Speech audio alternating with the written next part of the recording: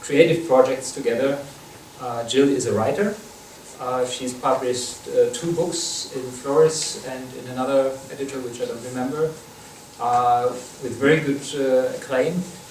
And she trained at Schumacher College, worked a lot about issues of sustainability, and that is her perspective now for entering this field of nature spirituality.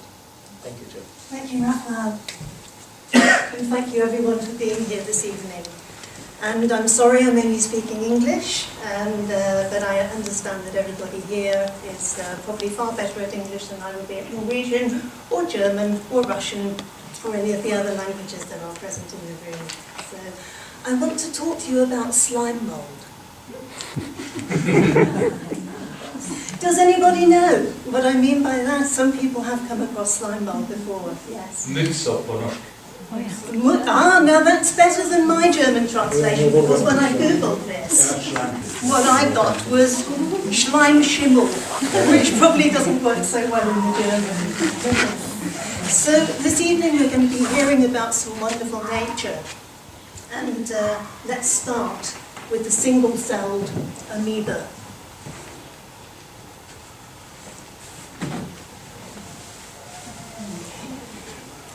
So that's how the slime mould spends most of its time. A single cell feeding on the forest floor. But when resources start to run out, something remarkable happens. One amoeba senses that there's danger and begins to send out chemical cells to other amoebas in the area. Signals that say, we're in danger, we're going to starve. Now, as long as other cells hear and pick up that message and they agree, then what happens is they start sending out signals too, and all the little cells begin making their way towards the ones who are sending out the signals, and they form into a body, like one body, like a little bit like a slug, but far more beautiful. Let me see if I can get this image here. No, that's not showing, but I can assure you I can assure you it's very beautiful. So, what the slug can then do is it can move, a bit like a swarm of bees, it can move as one body to a place where there are more resources. But that's not the end of the story. What the slime mould then does is to transform from this slug-like body into a fruiting body, a little bit like a mushroom. In this area where isn't that amazing? In this area where there are more resources. And then what it does is to send out spores, just as a mushroom would do, individual cells, which can then start the whole cycle over again. Now, not all the individual cells make it. Some of them it will have been their destiny, if you like, to become cells in the stem of the mushroom, and they've actually sacrificed themselves for the greater good. So it sounds pretty simple. There's a threat to the environment, or to resources, or to our context, and so what do? The individuals send out a message, and everybody knows what needs to happen. Everybody comes together and collaborates and works together to move to where resources are more abundant. And everybody has a role to play, and they all know what their role is to play. At one level, this is a very primitive knowing, but it's actually much more than that too. The cells are able to tune into a level of connectedness that often eludes us human beings these days. There was a time when all humans worked for the greater good.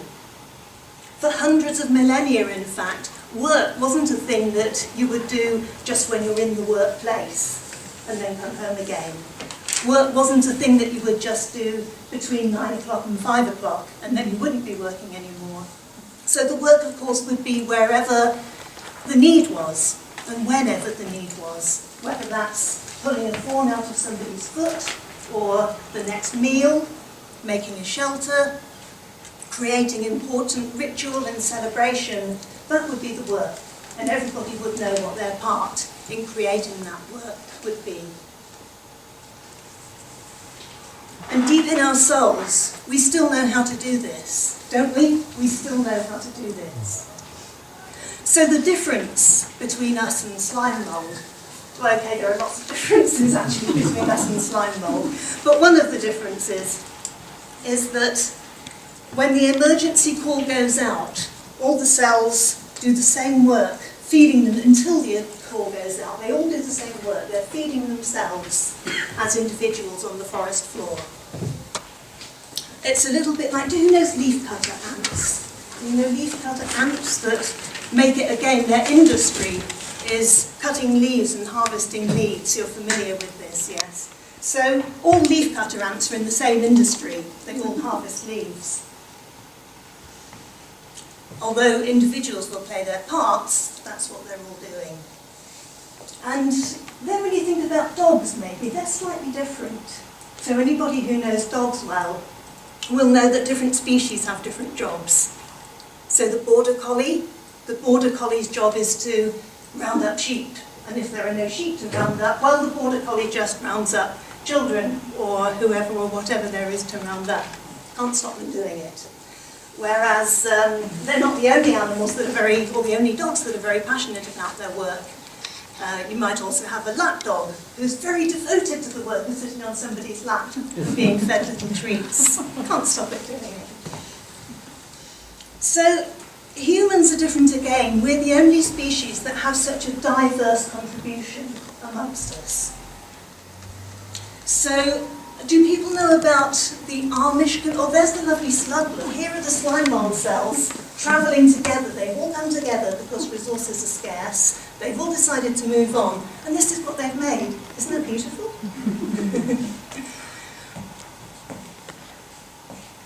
And here is the fruiting body. And here are the ones that have said, that's okay, I'll go in the cell, I'll go in the stem, and I'll sacrifice myself for the greater good. There's them.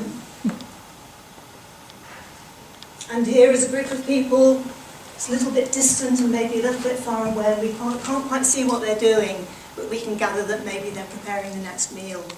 Or maybe they're pulling the thorn out of somebody's foot, doing the work that needs to be done for the greater good and the benefit of the community. Leafcutter ants, aren't they marvellous? So each one trundling along with its leaf, taking it back to base, ready for fermenting. And then here we have two different types of dog. These ones who love to work very hard. And this one, who is also actually working very hard, being a lap dog.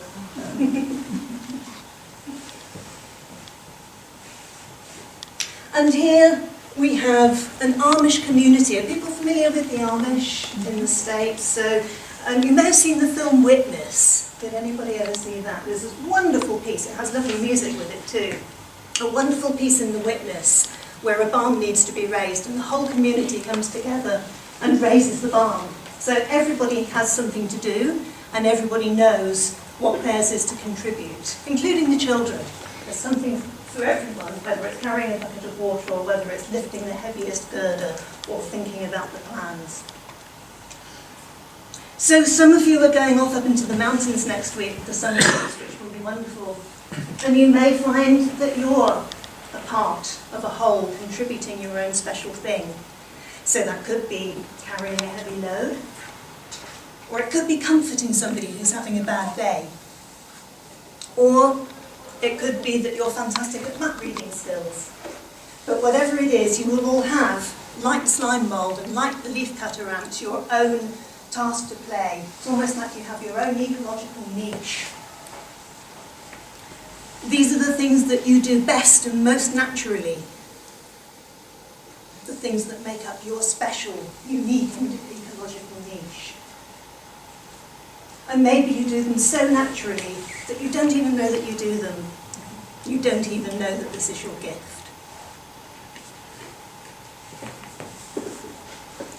And so, like the slime mould cell, you all have something really important to contribute, and that's true of everybody here. You all have your gift. So when we can approach work in that way, it serves not only the community, but it also serves the wider ecology. When we listen intuitively to each other, to ourselves, and to what's around us, and we collaborate creatively in response to our context, we're serving the greater good, not just our community, but the greater ecology and that vast cosmic energy flow, constantly striving to perfect itself through the health and well-being of all of life on Earth. And so the humble slime mould, engaged in its work of clearing up the forest floor, is truly engaged in a spiritual act, that of contributing to the greater good. Thank you.